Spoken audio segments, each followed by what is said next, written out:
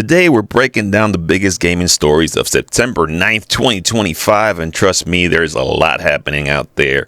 From No Man's Sky breaking records nearly a decade after launch to Take-Two's bringing back college basketball games and even a huge legal battle in India over the online gaming laws. Let's get into it. Ladies and gentlemen, welcome to the Gen Xer Show. So first up, No Man's Sky. Remember when it launched back in 2016 and everybody thought the game was dead on arrival?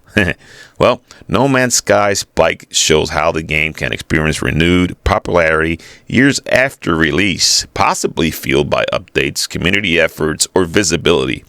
Nearly 9 years later, Hello Games has pulled off one of the greatest comebacks in stories in gaming history. The game just hits its highest Steam count since launch, even passing viral hits like Banana and Bongo Cat.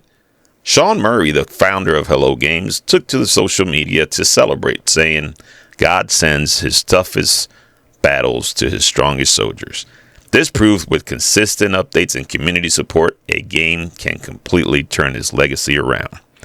Next up, Take-Two Interactive, the company behind NBA 2K. They've announced they're working on a brand new college basketball video game.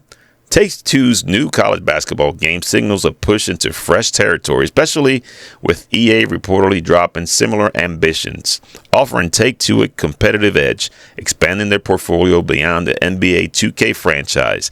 This news sent TTWO stock soaring up to about 3.8% as retailers, analysts anticipate early 2026 details. EA stopped making NCAA basketball titles back in 2016, 2017. I don't remember. If Take-Two pulls this off, it could spark a whole new wave of sports gaming hype going into 2026. So let's shift some gears to a global story now. The Supreme Court of India just took over all cases challenging the country's ban on real money online gaming. The Indian Supreme Court moved to reflect growing scrutiny of real money gaming operations, which could ripple through the digital gaming economy and platforms. This means the court will make one big ruling instead of multiple smaller ones across the states. Depending on how it goes, the decision could either reshape India's massive online gaming market or deal serious blow to companies operating there. Just a reminder that game isn't just about fun. It's also about laws, politics, and billion-dollar industries. But just on a side note, since many law cases affect the rest of the world, do you think this may be coming our way to America?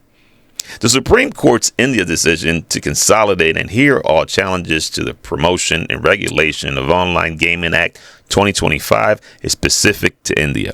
It doesn't directly affect laws, regulations, or gameplay in the United States. But here's why it could still matter indirectly to U.S. players and companies. So we have potential U.S. impacts. At number one, we have global gaming companies. Many U.S.-based or U.S.-listed companies like Zynga, Activision, Blizzard, Mobile Arm, or even smaller studios operate in the Indian market. If India bans real money gaming completely, companies lose a huge revenue stream. India is one of the fastest growing gaming markets. At number two, we have industry precedents. Other countries sometimes look at India as a case study for regulating real money and skill-based game.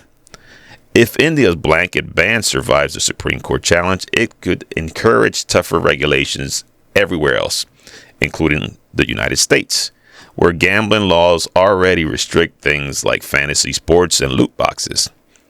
Number three, we have investment and stock market reaction.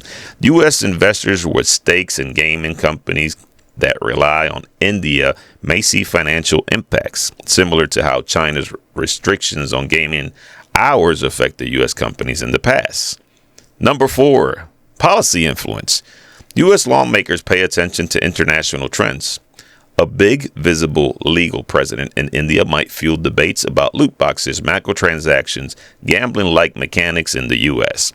So the bottom line, it doesn't change U.S. gaming laws right now, but if India enforces a strict nationwide ban, it could hurt the U.S.-linked companies' financial and add pressure on American regulators to take a closer look at gambling-style mechanics in games.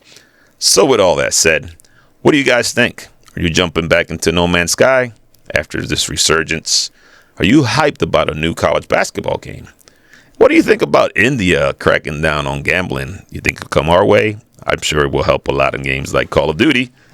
I'd love to hear what you guys have to say. Hit the like, subscribe, and click on that video there that you see right in front of you for more. If you don't mind, I'll talk to you guys later.